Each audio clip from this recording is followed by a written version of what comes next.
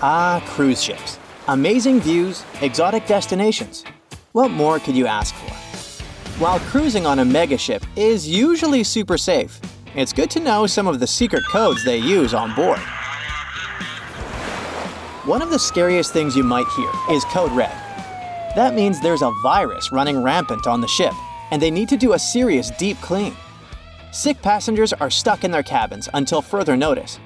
But the only announcement that might give you chills is Operation Rising Star, which means a passenger has passed away. On a lighter note, Operation Bright Star, not to be confused with Brightside, refers to a less critical medical emergency. If you hear PVI, that stands for a public vomiting incident. Yep, you heard that right. Some cruise lines have their own versions of this and just yell Purell, Purell, Purell to get the crew moving. There are tons of codes to keep track of, and let's be real, it's hard to remember them all, especially if you're not cruising all the time. So, here's a quick tip. If there's a fire or other emergency, you'll hear a general alarm bell. That means 7 or more short blasts of the ship's whistle, followed by one long blast. That's your cue to head to the muster station. Cruise ships are packed with unexpected features that many folks, especially first-timers, might not realize. Some of these floating hotels are massive, almost like small cities. While it's pretty easy to get the hang of all the fun stuff, think water parks, tattoo shops, and tons of dining options, there's also a whole hidden world below the decks that remains a bit of a mystery.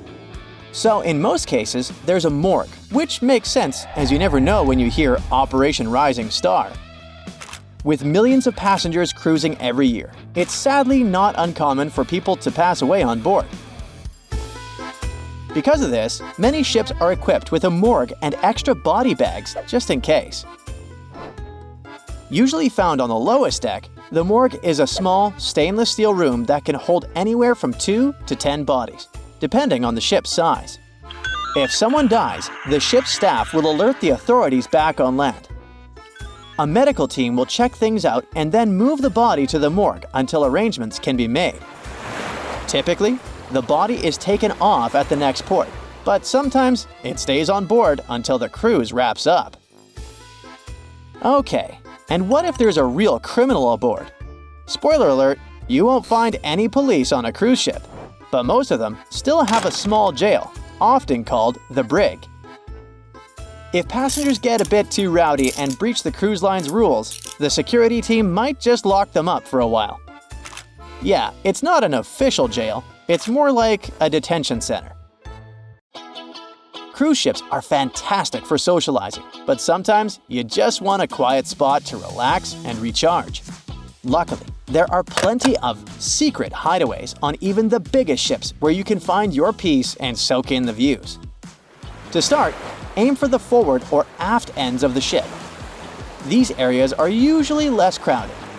You'll find cozy deck chairs, hot tubs, and maybe even the space to yourself. Check out the ship's daily schedule to spot activity-free lounges.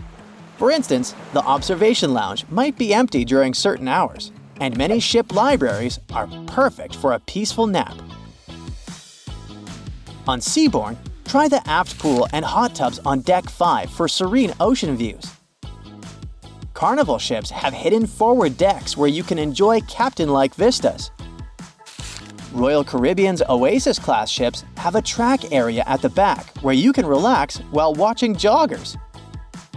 Viking's Explorer's Lounge has a quiet second level that's often overlooked. Disney Magic and Wonder have a little-known lookout on Deck 7.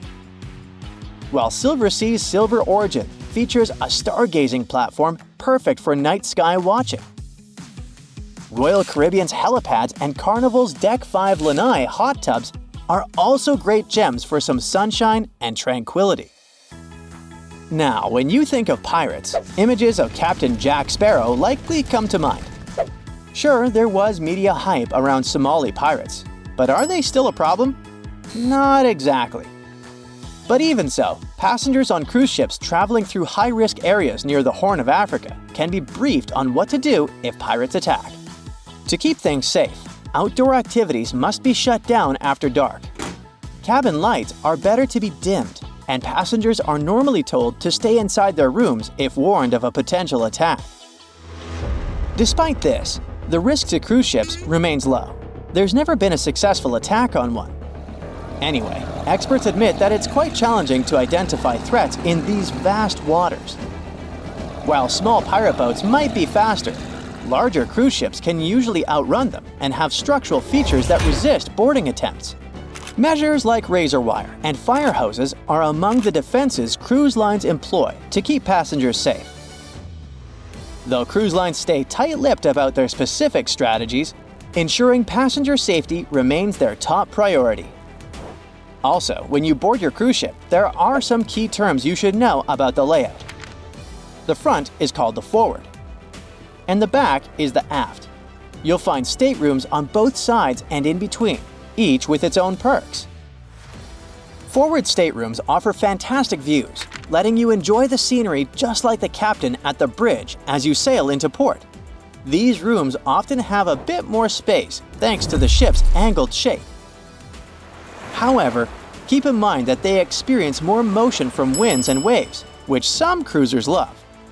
While forward verandas are rare and can be windswept, the ocean view staterooms here often feature bigger windows for amazing vistas. On the flip side, aft staterooms provide stunning views of the ship's wake and great sights as you leave port. These rooms also typically have larger verandas, sometimes L-shaped, perfect for relaxing. Many dining options are also found towards the aft, making mealtime convenient. Just know that these rooms can be a bit further from elevators, requiring some extra walking. Don't forget to check the ship's deck plan before booking. If noise is a concern, avoid staterooms near busy areas. And finally, higher decks are usually pricier but offer better views and access to pool decks. Hey, you know how I-95 is one of the most crowded highways in the US? Well, there's also an I-95 on cruise ships, but it's just a hallway. This I-95 is down on Deck 0, and that's where the crew is hustling away under your feet. It's the crew's lifeline, where they do their laundry, hit up the nurse if needed, transfer your luggage, and sneak back into their tiny cabins for a breather. Now, if you romanticize working on a ship, let me try to talk you out of it, especially if you're into food. You won't be treated for leftover stuff. These are just rumors circulating online. It's true that the food isn't as luxurious as for passengers, but it's still quite okay. And if someone from the crew wants to treat themselves to something special, they can make a trip to a grocery store at a port to stock up on their favorite snacks to enjoy in their cabins. Yep, the crew members literally live on a ship. Their rooms are tiny and don't even have windows. Picture a bunk bed crammed into a space where the top bunk is so close to the ceiling, you end up bumping your head every morning. They have a tiny closet and just 2 drawers, which means you can only fit a couple of outfits. And what about bathrooms, you may ask? They're so cramped, you could sit on the toilet, take a shower, and brush your teeth all at the same time if you really wanted to. As for sleep, they don't really sleep at night.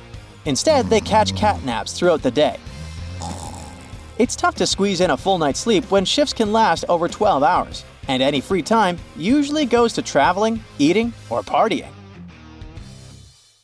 That's it for today. So hey, if you pacified your curiosity, then give the video a like and share it with your friends. Or if you want more, just click on these videos and stay on the bright side.